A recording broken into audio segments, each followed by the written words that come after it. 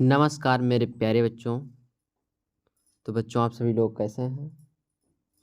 मैं उम्मीद करता हूं कि आप सभी लोग स्वस्थ होंगे, मस्त होंगे और अपनी पढ़ाई अच्छी तरीके से कर रहे होंगे।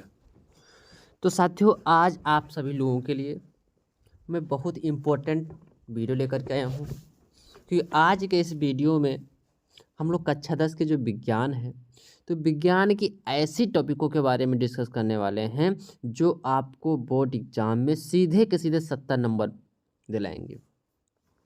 नहीं, आज के वीडियो में जो भी है, जो भी टॉपिक बताएंगे, अगर आप उन टॉपिकों को पढ़ लेते हैं अच्छे तरीके से तो आपको 70 नंबर लाने से कोई नहीं रोक पाएगा। और कहाँ से कहाँ तक? अध्याय 1 से लेकर 14 तक, यानी पाठ 1 से लेकर के पाठ 14 तक जितने ही इम्पोर्टेंट टॉपिक हैं उन सभी टॉपिकों को आज लेकर के आया हूँ और आपको हम बताएंगे। और आपको क्या करना है, आपको बस उतने ही टॉपिक को पढ़ना है और उतने ही टॉपिक को आपने अच्छे से पढ़ लिया तो आपके 70 नंबर बिल्कुल पक्का है। तो चलिए वीडियो को स्टार्ट करते हैं, देखते हैं। तो सबसे पहले हम आपसे एक रिक्वेस्ट करेंगे कि वीडियो को लाइक कर दीजिएगा और अपने दोस्तों को शेयर कर दीजिएगा ताकि ये वीडियो अधिक से अधिक लोगों के पास पहुंच सके। और आपको क्या करना है, चैनल को सब्सक्राइब कर लेना है ताकि जो भी इम्पोर्टेंट जानकारी हो आप तक सबसे पहले पहुंच सके। तो चलिए स्टार्ट करते हैं। पहले स्टार्ट करते हैं हम अध्याय 1 से, यानी पाठ 1 से। पाठ 1 का नाम क्या है? तो अध्याय 1 का नाम है रासायनिक अपक्रिया और समीकरण। पहले पाठ का नाम है रासायनिक अपक्रिया और समीकरण। इसमें देखा जाए तो पहले चीज़ तो आपको तैयार करना है रासायनिक समीकरण को संतुलित करना। क्या? आपको पहले रासायनिक समीकरण को संतुलित करने की जो विधि होती है उनको आपको तैयार करना है, क्योंकि बोर्ड एग्जाम में क्या आता है, कह देता है कि निम्नलिखित अपक्रियाओं को संतुलित कीजिए। आपको अपक्रिया दी रहेंगी और उस अपक्रियाओं को आपको संतुलित करना रहता है। तो आपको क्या करना है, संतुलित करने की विधि को आपको तैयार कर लेना है। और आपको बता दें, आगे देखा जाए तो संयोजन और जो वियोजन अपक्रिया है, संयोजन वियोजन अपक्रिया को आपको अच्छी तरीके से तैयार कर लेना है, क्योंकि एग्जाम में आता है संयोजन तथा वियोजन अपक्रिया को उदाहरण सहित समझाइए। यानी आपको उदाहरण भी तैयार करना है और इसकी परिभाषा तैयार कर लेना है। और अगली इसमें जो है वो आपको तैयार करना है विस्थापन तथा द्विविस्थापन, यानी आपको विस्थापन तथा द्विविस्थापन अपक्रिया को भी अच्छी तरीके से तैयार कर लेना है, क्योंकि ये भी अपक्रिया बोर्ड एग्जाम में आती है। तो आपको क्या करना है, विस्थापन और द्विविस्थापन अपक्रिया की परिभाषा तैयार कर लेना है और इसका उदाहरण एक एक तैयार कर लेना है। अगली अपक्रिया है ऊष्माक्षेपी तथा ऊष्माशोषी। इसमें भी ऊष्माशोषी और ऊष्माक्षेपी अपक्रिया को आपको तैयार कर लेना है उदाहरण सहित। और रिडाक्स अपक्रिया को भी उदाहरण सहित तैयार कर लेना है।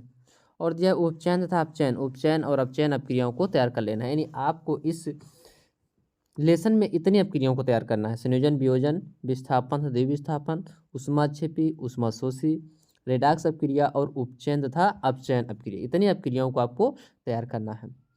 और अगर आपको अच्छे से तैयार करना है तो आप जा करके हमने पूरा सभी अपक्रियाओं को बहुत ही डिटेल में बताया है। आप जाइए चैनल के डिस्क्रिप्शन में, वहाँ पर आपको सभी प्लेलिस्ट मिल जाएंगी। प्लेलिस्ट से आप जा करके इस तैयार कर सकते हैं इसको अच्छे से। और अगली जो टॉपिक है संक्षारण एवं विकृत गंधिता, ये बहुत इजी और बहुत छोटी छोटी टॉपिक हैं, इनको भी आपको तैयार कर लेना है। तो आपको पार्ट 1 में इतना ही तैयार करना है। इतना आपने तैयार कर लिया तो आपके सारे के सारे क्वेश्चन इस लेसन से सॉल्व हो जाएंगे। फिर अगला देखते हैं अगले लेसन से। तो अगला लेसन है आम्ल, क्षार और लवण। क्या है अगला लेसन का नाम? क्या है अगला लेसन का नाम? है आम्ल, क्षार और लवण। तो आम्ल, क्षार और लवण में क्या करना है, सबसे पहले आपको आम्ल, क्षार तथा लवण की परिभाषा तैयार कर लेना है और इसका उदाहरण तैयार कर लेना है।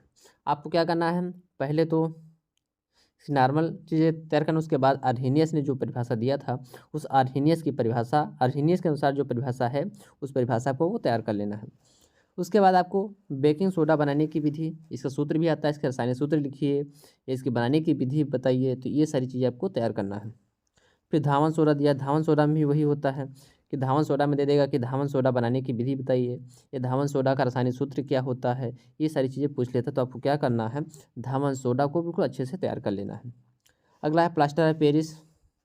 प्लास्टर ऑफ पेरिस का भी पूछ लेगा कि रासायनिक सूत्र क्या है, या रासायनिक नाम क्या है इसका, और इसका बनाने की विधि पूछ सकता है। तो इसको आपको तैयार करना है। नहीं, आम्ल क्षार तथा लवण की उदाहरण सहित परिभाषा तैयार करना है। Baking soda, Dhawan soda, plaster of Paris की तैयार करना है। और आगे देखें तो आगे इसमें एक और लिख लेना है, नहीं है तो आगे देखा जाए तो आगे इसमें क्लोर क्षार अपक्रिया है। क्या है?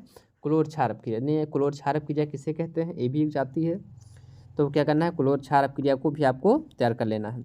और अगला है उदासीनीकरण अपक्रिया। उदासीनीकरण तो बहुत ही इंपॉर्टेंट है, क्योंकि कई बार बोर्ड एग्जाम में आया हुआ है, और बहुत ईजी अपक्रिया है और बहुत इंपॉर्टेंट अपक्रिया है। तो आपको क्या करना है, पार्ट 2 में इतनी चीज़ों को आपको तैयार करना है। इतनी चीज़ें आप तैयार कर लेते हैं तो इसमें से अगर क्वेश्चन आएगा तो आपके सारे क्वेश्चन आसानी से सॉल्व हो जाएंगे। फिर अगला लेसन देखें तो अगला लेसन धातु तथा अधातु। क्या है? अगला लेसन जो है वो है धातु तथा अधातु। जो धातु तथा अधातु वाला लेसन है, इसमें से आपको क्या करना है, सबसे पहले तो आपको धातु और अधातु में अंतर तैयार कर लेना है कि धातु किसे कहते हैं, अधातु किसे कहते हैं, धातु का एग्जाम्पल क्या है, अधातु का एग्जाम्पल क्या है, ये चीज़ें तैयार करना है। यानी धातु और अधातु में जो अंतर लिखने को आता है, अंतर आपको तैयार करना है। फिर दूसरे नंबर बात करना है आपको सक्रियता श्रेणी। सक्रियता श्रेणी या इसका दूसरा नाम है रासायनिक श्रेणी। क्या है? सक्रियता श्रेणी या रासायनिक श्रेणी। रासायनिक श्रेणी यानी इसको रहने दे, आप सक्रियता श्रेणी ये देख सकते हैं, इसका दूसरा नाम है रासायनिक श्रेणी। इसको आपको तैयार कर लेना है। जब तक आप रासायनिक श्रेणी या सक्रियता श्रेणी को तैयार नहीं करेंगे तब तक आप विस्थापन अपक्रिया को नहीं समझ पाएंगे। तो आपको क्या करना है, सक्रियता श्रेणी आपको अच्छे से तैयार कर लेना, क्योंकि सक्रियता श्रेणी से संबंधित क्वेश्चन भी पूछे जाते हैं। और अगला है भर्जन तथा निस्तापन की परिभाषा आपको तैयार कर लेना है, एग्जाम्पल तैयार कर लेना है। क्वेश्चन आ जाता है कि भर्जन किसे कहते हैं, निस्तापन किसे कहते हैं, तो आपको क्या करना है, भर्जन तथा निस्तापन को तैयार कर लेना है। और इसमें कि जो अंतिम टॉपिक है वो कापर के ऐसे नहीं, कापर के ऐस के एग्जाम्पल जो होते हैं उसको आपको तैयार कर लेना है। इससे क्वेश्चन देता है कि कापर के ऐस कौन है, बहुविकल्प में भी दे सकता है। तो बहुविकल्प में आपको कापर कैसे दे देगा, कुछ एक एग्जाम्पल दे देगा और आपसे पूछ लेगा कि कापर के एक्स कौन कौन है। तो आपको क्या करना है, पार्ट 3 में इतनी चीज़ें आपको तैयार कर लेना है। इतनी चीज़ें अगर आप तैयार कर लेते हैं तो इसमें से सारे क्वेश्चन आपके आसानी से सॉल्व हो जाएंगे। फिर चलिए अगला क्वेश्चन देखते हैं अगले लेसन में। अगला लेसन देखा जाए तो अगले लेसन का नाम है अध्याय 4 कार्बन और उसके यौगिक। यानी जो अगला लेसन है कार्बन और उसके यौगिक, तो कार्बन और उसके यौगिक जो देखा जाए तो केमिस्ट्री का सबसे ज़्यादा इम्पोर्टेंट लेसन है, क्योंकि इस लेसन से काफ़ी ज़्यादा क्वेश्चन आते हैं। तो आपको क्या करना है, इस लेसन को बहुत ही आसानी से, बहुत अच्छी तरीके से आपको तैयार करना है। तो आपको पहले तैयार करना संतृप्त तथा असंतृप्त। असंतृप्त दोनों संतृप्त हो गया है, यानी आपको क्या करना है, इसको काट देना है और रहेगा असंतृप्त। क्या रहेगा, तो यहाँ पर रहेगा असंतृप्त।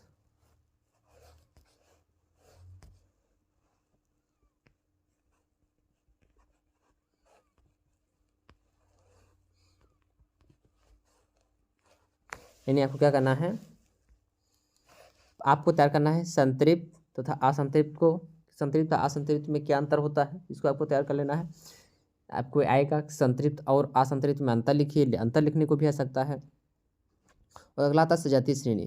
तो आपको क्या करना है, सजातीय श्रेणी तैयार कर लेना है। और सजातीय श्रेणी आपको हर हाल में तैयार करके ही जाना है, क्योंकि सजातीय श्रेणी से आपको बहुविकल्पीय क्वेश्चन भी मिलेंगे और 2-3 नंबर में भी मिलते हैं।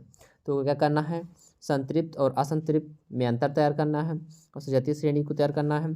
और IUPAC नामकरण, यानी IUPAC नामकरण को भी अच्छी तरीके से आपको तैयार करके जाना है।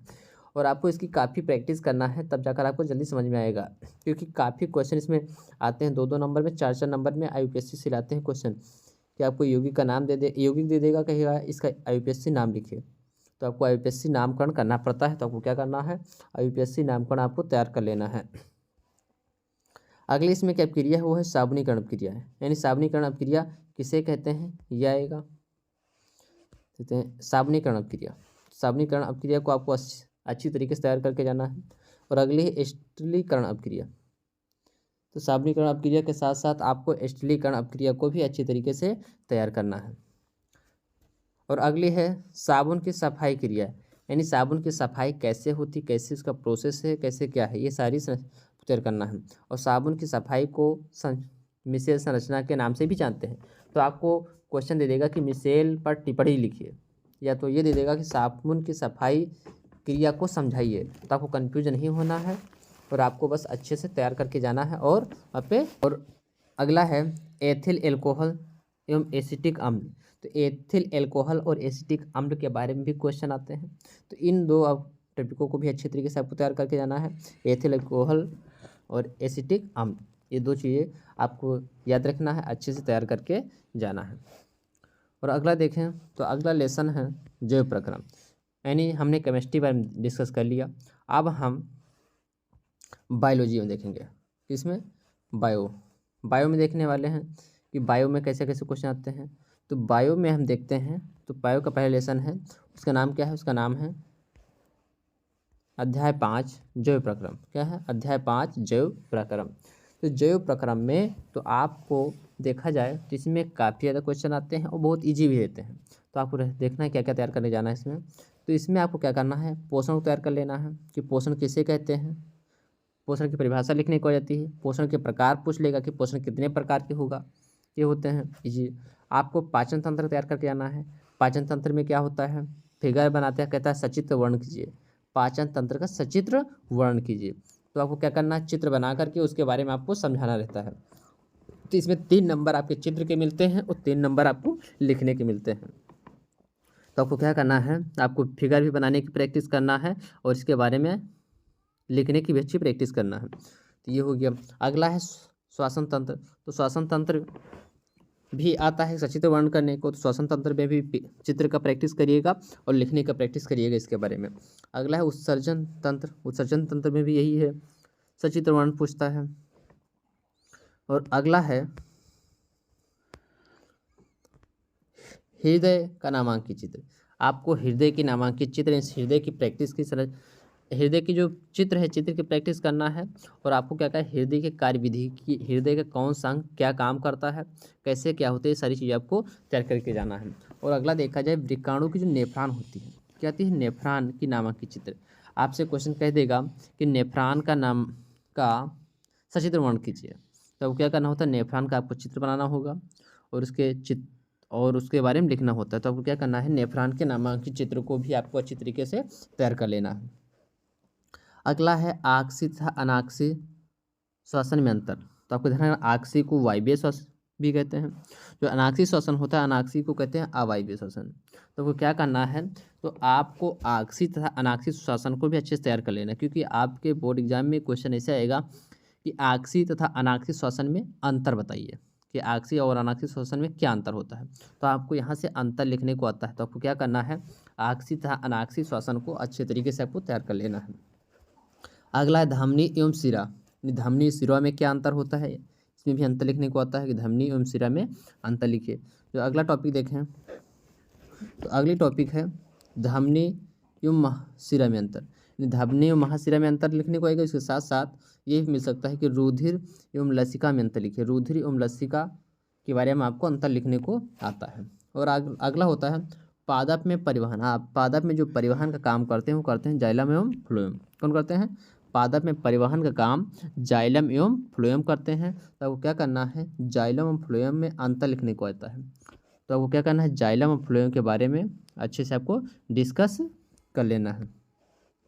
अगला है प्रकाश संश्लेषण। तो प्रकाश संश्लेषण तो बहुत ही इंपॉर्टेंट टॉपिक है, क्योंकि प्रकाश संश्लेषण से इसकी रासायनिक से इसकी प्रकाश संश्लेषण का आपसे समीकरण पूछ लेगा कि प्रकाश संश्लेषण का समीकरण क्या होता है, और इसकी आपको परिभाषा पूछ सकता है कि प्रकाश संश्लेषण की परिभाषा बताइए उदाहरण सहित। या क्वेश्चन ऐसे कह देता है कि प्रकाश संश्लेषण के किन किन तत्वों की आवश्यकता होती है, तो आपको वो भी तैयार करना है। और यहाँ से आपको बहुविकल्पीय भी मिलते हैं क्वेश्चन। किसी में से प्रकाश संश्लेषण के लिए कोई एक अवयव दे देगा और कहेगा इसमें से सही विकल्प चुनिए। तो वो क्या करना? प्रकाश संश्लेषण से संबंधित अच्छी से अच्छी आपको तैयारी कर लेना है। अगर आपको कोई दिक्कत हो तो हमारे जाइए हमारे वीडियो डिस्क्रिप्शन में, वहाँ पे आपको सभी प्लेलिस्ट मिल जाएंगी, वहाँ से जाकर आप अपनी अच्छी से अच्छी तैयारी कर सकते हैं। फिर अगला लेसन देखें। अगला लेसन देखा जाए वो है जीव जनन कैसे करते हैं। जीव जनन कैसे करते हैं ये भी बायोलॉजी का बहुत इंपॉर्टेंट लेसन है। इसमें से पहला तो आता है लैंगिक जनन। लैंगिक जनन के बारे में पूछता है कि लैंगिक जनन क्या है। लैंगिक जनन की, और दूसरा पूछ लेगा अलैंगिक जनन कि अलैंगिक जनन क्या है। तो आपसे लैंगिक जनन अलैंगिक जनन अलग अलग भी पूछ सकता है। आप या ये कह सकता है कि लैंगिक जनन तथा अलैंगिक जनन में अंतर लिखिए। तो क्या करना है, इन दोनों टॉपिकों को भी अच्छे तरीके से आपको तैयार करना है। अगला है परागण तथा परागण के प्रकार। तो आपसे पूछ लेगा कि परागण क्या है, फिर पूछ लेगा परागण के कितने प्रकार होते हैं। तो क्या करना है, परागण तथा परागण के प्रकारों को आपको अच्छे तरीके से तैयार कर लेना है। अगला देखा जाए पुष्प की संरचना। तो आपको कह देगा पुष्प के संरचना का नामांकित चित्र बनाइए तथा समझाइए। तो आपको क्या करना होगा, पुष्प की संरचना को आपको बनाना होगा और उसके बारे में बताना होगा। तो आपका क्या करना है, आपको पुष्प की संरचना के बारे में भी अच्छे से आपको तैयार कर लेना है। और अगला देखा जाए जो बहुत इंपॉर्टेंट क्वेश्चन है, यहाँ से आपको 6 नंबर में क्वेश्चन आते हैं। यहाँ से आपको 6 नंबर में क्वेश्चन आएंगे, 6 नंबर के क्वेश्चन आएंगे। या तो कह देगा मादा जनन तंत्र का सचित्र वर्णन कीजिए, या तो आपसे कह देगा कि नर जनन तंत्र का सचित्र वर्णन कीजिए। यहाँ से 3 टॉपिक हैं, तीनों टॉपिकों में से कोई ना कोई एक क्वेश्चन जरूर आएगा, ये मेरा वादा है। तो क्या करना है, नर जनन तंत्र का और मादा जनन तंत्र का दोनों को आपको अच्छे तैयार कर लेना है, बहुत ईजी है। और यहाँ से आपको 6 नंबर में क्वेश्चन आएंगे। या तो आपसे ये कह देगा परिवार नियोजन को समझाइए, परिवार नियोजन क्या है इसके बारे में आपको बताना रहेगा, ये भी आपको 6 नंबर में क्वेश्चन आता है। तो आपको क्या करना है, अध्याय 6 जो है जीव जनन कैसे करते हैं, इसमें से आपको इतने टॉपिकों को तैयार कर लेना है। इतने टॉपिकों को आप तैयार कर लेते हैं तो आपका सारा का सारा क्वेश्चन इस लेसन से आसानी सॉल्व हो जाएगा। अगला क्वेश्चन, अगला देखते हैं। तो अगला है नियंत्रण एवं समन्वय। क्या है, नियंत्रण एवं समन्वय। नियंत्रण एवं समन्वय में आता है तंत्रिका तंत्र। क्या आता है, तंत्रिका तंत्र। तंत्रिका तंत्र का दूसरा नाम है न्यूरॉन। तो आपसे क्वेश्चन देगा कि न्यूरॉन का सचित्र वर्णन कीजिए। आपको न्यूरॉन का चित्र बनाना रहेगा और उसके बारे में आपको समझाना रहेगा। और यहाँ पे दिया है मानव मस्तिष्क। क्या दिया है, मानव मस्तिष्क। तो मानव मस्तिष्क के भी क्वेश्चन आ जाता है कि मानव मस्तिष्क का सचित्र वर्णन कीजिए। मानव मस्तिष्क का आपको चित्र बनाने को दे देगा और कह देगा कि मानव मस्तिष्क के बारे में समझाइए, बताइए। अगला है पादप हार्मोन। ये भी बहुत इंपॉर्टेंट टॉपिक है, इसे कई बार बोर्ड एग्जाम में क्वेश्चन आए हुए हैं। कह देगा कि पादप हार्मोन कौन कौन से होते हैं, उनके कार्यों के बारे में बताइए। या तो क्वेश्चन ऐसे दे देता है कि कोई 2 पादप हार्मोनों के नाम तथा कार्य बताइए। तो आपको याद रखना है पादप हार्मोन 5 प्रकार के होते हैं, पांचों प्रकार को आपको आसानी से तैयार कर लेना है अच्छे से। और अगला आ जाता है मानव हार्मोन, यानी यहाँ पर एक छूट गई टॉपिक, एक आती है ग्रंथि से, ग्लैंड, ग्रंथि से भी क्वेश्चन आ जाता है। तो वो क्या करना है, ग्रंथि भी तैयार कर लेना है। ग्रंथि 3 प्रकार की होती हैं, अंतःस्रावित ग्रंथि, बाह्यस्रावित ग्रंथि और मिश्रित ग्रंथि। तो ग्रंथियों से भी क्वेश्चन अच्छे पूछे जाते हैं। तो क्या करना है, ग्रंथियों को भी अच्छी तरीके से आपको तैयार कर लेना है। तो ये इस टॉपिक से ज़्यादा क्वेश्चन नहीं आते हैं, बस इतने ही टॉपिक आप 4 टॉपिक तैयार कर लेते हैं तो आपको अच्छे नंबर मिल जाएंगे। और अगला देखें, अगला जो लेसन है अध्याय 8। तो इसमें देखो अध्याय 8 जो लेसन है, तो ये भी बहुत इंपॉर्टेंट टॉपिक, इसमें से ढेर सारे क्वेश्चन आते हैं, बहुत अच्छे नंबर देकर जाते हैं। तो पहला आपको क्या करना है, डीएनए तथा आरएनए में अंतर, यानी आपको क्या करना है, डीएनए तथा आरएनए में अंतर तैयार कर लेना है कि डीएनए और तथा आरएनए में अंतर लिखने को आता है। अगला है मेंडल के आनुवंशिकता का नियम। मेंडल के आनुवंशिकता के नियम को भी आसानी से तैयार कर लेना, अच्छे से तैयार कर लेना है, क्योंकि इस टॉपिक से भी क्वेश्चन ढेर सारे आते हैं बोर्ड एग्जाम में। और एक संकर और द्विसंकर संकरण, इस टॉपिक को भी आपको अच्छे से तैयार कर लेना है।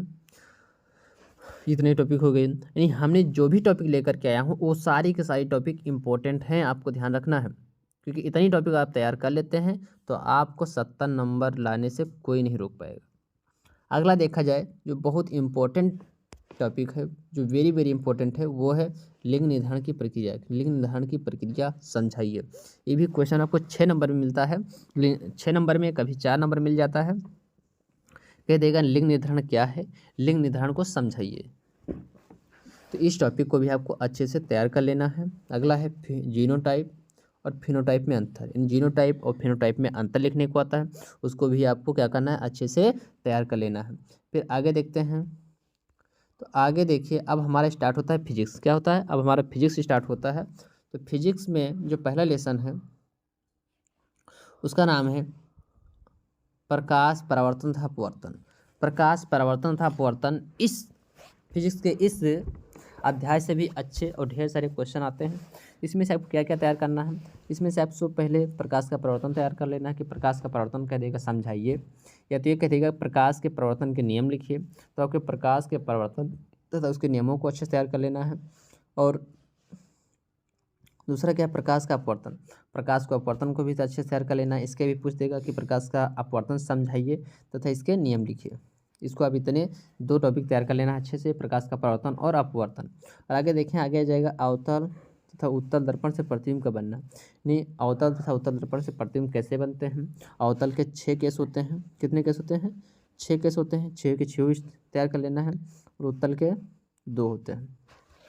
तो अवतल के 6 केस तैयार कर लेना है और उत्तल के 2, इतने आपको तैयार कर लेना है। फिर अगला आता है लेंस से प्रतिबिंब का बनना कि लेंस से प्रतिबिंब कैसे बनते हैं, उत्तल लेंस से कैसे बनते हैं और अवतल लेंस से कैसे प्रतिबिंब बनते हैं। तो इन 2 टॉपिकों को भी आपको अच्छी तरीके से तैयार कर लेना है। ये भी बहुत इंपॉर्टेंट टॉपिक है। अगला दे देगा कि स्नेल का नियम क्या है। स्नेल का नियम क्या है, तो आपको अगर प्रकाश का अपवर्तन जब पढ़ेंगे तो उसमें से आपको स्नेल का नियम पता चल जाएगा। बहुत आसानी है, जो प्रकाश के अपवर्तन संबंधित ये क्वेश्चन है कि स्नेल का नियम आपको आता है। इतने टॉपिक आपको अच्छे से तैयार करना है। और आगे देखें, आगे कुछ और टॉपिक लेके आए हैं, इसको भी देखना है। आपको क्या करना है, स्नेल का नियम तैयार कर लेना है। फिर लेंस की क्षमता तैयार कर लेना है। लेंस की क्षमता से आपके न्यूमेरिकल भी आते हैं और यहाँ से आपको परिभाषा भी लिखने को आते हैं। तो आपको लेंस की क्षमता को टॉपिक जो है उसको अच्छे से तैयार कर लेना है। प्रिज्म को भी अच्छे से तैयार कर लेना है, प्रिज्म से संबंधित क्वेश्चन अच्छे आते हैं। और आपको क्या करना है, न्यूमेरिकल तैयार करना है। न्यूमेरिकल कैसे तैयार करना है, दर्पण, लेंस और अपवर्तन से आधारित से न्यूमेरिकल आते हैं। या तो दर्पण से संबंधित रहेंगे, या तो लेंस से संबंधित आपको मिल सकते हैं, या अपवर्तनांक से संबंधित आपको न्यूमेरिकल इन क्वेश्चन मिल सकते हैं। तो देखा जाए फिजिक्स में इस लेसन से सबसे ज़्यादा न्यूमेरिकल पूछे जाते हैं। तो आपको क्या करना है, इस लेसन में जितने भी न्यूमेरिकल हैं उन सभी न्यूमेरिकलों को अच्छे से रिविजन कर लेना है, अच्छे से तैयार कर लेना है, ताकि आपको कोई भी क्वेश्चन छूटे ना। अगला है जल के सापेक्ष, एक सापेक्ष वाले आते हैं, एक क्या होते हैं, एक सापेक्ष वाले क्वेश्चन आते हैं। तो कैसे देते हैं, वो क्वेश्चन दे देते हैं कि जल के सापेक्ष कांच का अपवर्तनांक, या कह देंगे कांच के सापेक्ष जल का अपवर्तनांक, ऐसे क्वेश्चन आते हैं। या तो कह देगा एक के सापेक्ष दूसरे का अपवर्तनांक। यानी आपको सापेक्ष वाले भी जो क्वेश्चन आते हैं उनको भी अच्छे से तैयार कर लेना है, क्योंकि ये भी क्वेश्चन इसमें आते हैं। तो क्या क्या करना है आपको, फिजिक्स का जो पहला लेसन है इसमें से इतनी टॉपिकों को आपको तैयार कर लेना है। इतनी टॉपिकों को आप तैयार कर लेते हैं तो आपके सारे के सारे क्वेश्चन आसानी से सॉल्व हो जाएंगे। अगला देखें, तो अगला है मानव नेत्र तथा रंग बिरंगा संसार। तो मानव नेत्र जो रंग बिरंगा संसार है, तो इसमें से आपको पहले निकट दृष्टि दोष और दूर दृष्टि दोष, इन 2 टॉपिकों को तैयार करना है अच्छे से। इन 2 टॉपिकों से भी क्वेश्चन अच्छे तरीके से आते हैं। अच्छे आपसे कह देगा निकट दृष्टि दोष क्या है, ये पूछ देगा। ये कह देगा निकट दृष्टि दोष का कारण क्या है। तो पहला आपको परिभाषा बताना है, फिर इसका कारण बताना है, फिर कहेगा इसका निवारण कैसे किया जा सकता है, कि किस लेंस का प्रयोग किया जाएगा, उत्तल लेंस का प्रयोग किया जाएगा कि अवतल लेंस का प्रयोग किया जाएगा। तो आपको क्या करना है, निकट दृष्टि दोष और दूर दृष्टि दोष की परिभाषा तैयार करना है, कारण तैयार करना है कि क्यों होता है ये दोष, फिर इसका निवारण आपको तैयार करना है कि इसका निवारण कैसे किया जा सकता है। और आपको यहाँ से क्या होता है, प्रतिबिंब बनाने को भी कहता है। तो आपको क्या करना है, प्रतिबिंब भी तैयार कर लेना है। यानी 4 नंबर के क्वेश्चन आते हैं यहाँ से इस टॉपिक से। तो आपको इतना चीज़ आपको तैयार करना है निकट दृष्टि और दूर दृष्टि से संबंधित। और आएगा मानव नेत्र, तो मानव नेत्र को समझाना रहेगा कि मानव नेत्र के विभिन्न अंगों के नाम बताइए, या कह देगा मानव नेत्र को सचित्र वर्ण कीजिए। आपको चित्र बनाकर वर्णन करने को आ सकता है। तो वो क्या करना है, मानव नेत्र को भी अच्छे से तैयार कर लेना है कि इसमें कौन कौन से अंग होते हैं और कौन सा कार्य कौन अंग करता है। फिर आता है आंखिक प्रश्न, कि आंखिक प्रश्न यहाँ से आते हैं निकट दृष्टि दोष और दूर दृष्टि दोष से संबंधित आपको यहाँ पर न्यूमेरिकल मिलने सकते हैं। निकट दृष्टि दोष और दूर दृष्टि दोष से संबंधित आपको न्यूमेरिकल तैयार कर लेना है। और अगला टॉपिक देखें, अगला लेसन से, तो अगला लेसन है विद्युत। क्या है, विद्युत। जो विद्युत वाला लेसन है ये भी बहुत इंपॉर्टेंट लेसन है, क्योंकि देखा जाए तो यहाँ पर पहले तो आएगा कि ओम का नियम बताइए कि ओम का नियम क्या होता है, या कह देगा ओम का नियम का सत्यापन कीजिए। तो आपके ओम के नियम को तैयार कर लेना है और ओम के नियम का सत्यापन यानी प्रूफ करने को, कि ओम का नियम आपको प्रूफ करने को आता है। तो इतनी टॉपिक आपको तैयार करना है दीजिए। अगला आएगा विद्युत धारा किसे कहते हैं, विद्युत प्रतिरोध किसे कहते हैं, ये भी पूछ सकता है क्वेश्चन। और अगला क्या है, अगला है प्रतिरोधों का संयोजन, यानी जब प्रतिरोधों को श्रेणी क्रम में जोड़ने पर क्या होता है, कैसे जोड़ा जाता है, और प्रतिरोधों को समांतर क्रम में कैसे जोड़ा जाता है। यहाँ पर जो प्रतिरोधों श्रेणी क्रम है इसका भी सूत्र होता है, इस पर न्यूमेरिकल दे सकता है आपको कि R बराबर R1 प्लस R2 करके से ये क्वेश्चन आता है। वही जो समांतर क्रम है इसमें भी होता है 1/R बराबर 1/R1 1/R2 ऐसे क्वेश्चन आते हैं, डाटा करके पूछे थे। तो क्या करना है, प्रतिरोधों का विद्युत प्रतिरोध को तैयार कर लेना है, फिर प्रतिरोधों के संयोजन की श्रेणी क्रम में कैसे संयोजन किया जाता है और समांतर क्रम में कैसे संयोजन किया जाता है, और श्रेणी क्रम का संयोजन का सूत्र आपको तैयार कर लेना है और समांतर क्रम के संयोजन का सूत्र आपको तैयार कर लेना है। और आगे क्या करना है, न्यूमेरिकल, इसमें से ढेर सारे न्यूमेरिकल आते हैं आपको यहाँ से, श्रेणी क्रम संयोजन, समांतर क्रम संयोजन और ओम के नियम से, यानी इसमें भी बहुत ढेर सारे इंपॉर्टेंट न्यूमेरिकल आते हैं। तो क्या करना है, इसमें भी न्यूमेरिकल को आपको अच्छे तरीके से आपको तैयार कर लेना है। फिर आगे के लेसन देखते हैं। तो अगला पार्ट जो है, अगला अध्याय है वो है विद्युत धारा के चुंबकीय प्रभाव। तो विद्युत धारा के चुंबकीय प्रभाव, ये भी जो अध्याय है बहुत इंपॉर्टेंट अध्याय है। इसमें से क्वेश्चन आते हैं चुंबकीय बल रेखाओं के बारे में। चुंबकीय बल रेखाएं क्या होती हैं, कौन कौन होती हैं, ये सारी आपको बताना रहेगा। बायो-सेवर्ट का नियम आपको आता है, बायो-सेवर्ट के नियम को आपको तैयार कर लेना है अच्छे तरीके से। और फ्लेमिंग के दाएँ तथा बाएँ हाथ का नियम इन दोनों को भी अच्छे से आपको तैयार कर लेना है। आपसे ये कह देगा कि फ्लेमिंग के दाएं हाथ का नियम बताइए या फ्लेमिंग के बाएं हाथ का नियम बताइए, या ये कह देगा कि फ्लेमिंग के दाएं हाथ का नियम किसको ज्ञात करने के लिए करते हैं। तो इसको आपको अच्छे से तैयार कर लेना है। फिर अगला है मैक्सवेल के दक्षिणावर्त पेंच का नियम बताइए कि मैक्सवेल के दक्षिणावर्त पेंच का नियम क्या है, आपको ये क्वेश्चन आता है। अगला आता है विद्युत धारा के चुंबकीय प्रभाव। तो विद्युत धारा के चुंबकीय प्रभाव कैसे उत्पन्न होता है, क्या होता है, सारी चीज़ें आपसे यहाँ से तैयार कर लेना है, ये भी क्वेश्चन आता है। अगला दिया है फैराडे, हो गया है, होना चाहिए फैराडे रहना चाहिए, यानी फैराडे का नियम आता है। तो क्या करना है, फैराडे के नियम को आपको अच्छे से तैयार कर लेना है। क्वेश्चन आता है कि फैराडे के नियम क्या होते हैं, फैराडे के नियम लिखिए, ये क्वेश्चन आता है। तो आपको क्या करना है, इसको भी तैयार कर लेना है। अगला अध्याय देखा जाए तो हमारा जो सबसे अंतिम अध्याय है वो है हमारा पर्यावरण। तो हमारा पर्यावरण से इसमें 2 टॉपिक हैं, उससे क्वेश्चन आते हैं ज़्यादातर। वो आता है ओजोन परत का अपक्षय, ओजोन परत के बारे में आपसे क्वेश्चन पूछेगा, या कह देगा ऊर्जा के स्रोत कौन कौन से हैं। तो ऊर्जा के स्रोत के बारे में क्वेश्चन आते हैं। तो आपको क्या करना है, जितनी टॉपिक हमने बताया है उन सारी टॉपिकों को आपको अच्छे से तैयार कर लेना है। अगर आपने इतनी टॉपिकों को तैयार कर लेते हैं, यानी आप इतनी टॉपिकों को तैयार कर लेते हैं, तो आपको 70 नंबर लाने से कोई नहीं रोक पाएगा। और आपको टेंशन नहीं लेना है, ये सारी टॉपिकें हम आपको अच्छे से तैयार करवाएंगे। और कुछ टॉपिक को हमने तैयार करवा दिए हैं, तो आप जाइए वीडियो के डिस्क्रिप्शन में, वहाँ पर आपको प्लेलिस्ट मिलेंगी, उन प्लेलिस्टों के माध्यम से जा कर के आप अपनी तैयारी अच्छे से कर सकते हैं।